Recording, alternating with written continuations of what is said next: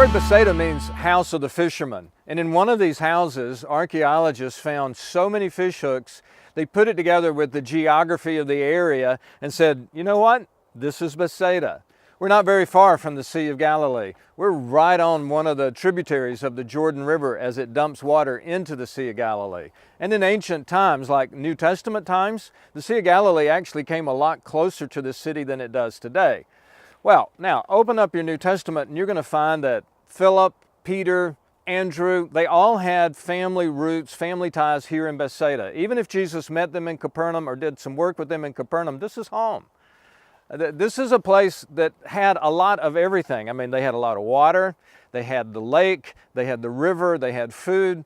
By the time the Romans came in, they made this place a place of booming economic prosperity. Long time before that, this was a walled city that had great protection. Yeah, they had a lot of everything. They had plenty.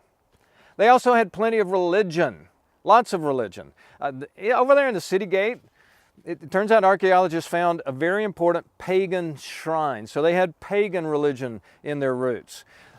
Right before Jesus lived, you had one of the most famous Jewish rabbis of all time who lived and studied and taught here. And then, of course, you have Jesus.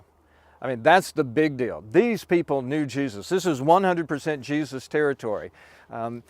He healed a blind man here, the Bible tells us about. He had those disciples that he met and followed, not very far from here, geographically speaking. He walked on the water. And most famously, he fed thousands of people with a boy's sack lunch one day, somewhere around the hills of Bethsaida. The New Testament tells us that. So this is Jesus territory. And yet Jesus says eventually, woe to you, Bethsaida. If you read it, it's actually a collection of cities. Woe to you, Chorazin, woe to you, Capernaum, and woe to you, Bethsaida. And I've struggled with that. What exactly does that mean? Why was Jesus angry at the people of this community? I mean, people who knew him so well. And then that's where I get a little worried, because I also know Jesus so well. I've read the Bible. You've read the Bible. We know the stories. We've been to church. It's sometimes easy to get a little, I don't know, careless in all those stories. We forget the punch. You know, Jesus came to this community the way he comes to our lives and said something very simple. He said, come, follow me. Now, some of the people here followed. Some even became the disciples that would get in the boat with him and travel all around the country. But some would follow in other ways. But I think most of the people here, they just didn't take him up on the offer. I mean, they knew about Jesus. They knew what he said. They knew what he demanded. But they didn't follow. Now, that's a word of warning, I think, to us. Let us not become a people who are so familiar with the stories of Jesus that we forget to do what he said.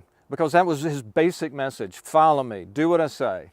You pull that off, maybe he'll never say about you, woe to you, and then you put your name in there. Well, we're walking around Israel. We're discovering all kinds of amazing things about familiar text. I hope you're enjoying your walk through Israel. We're experiencing Israel right now.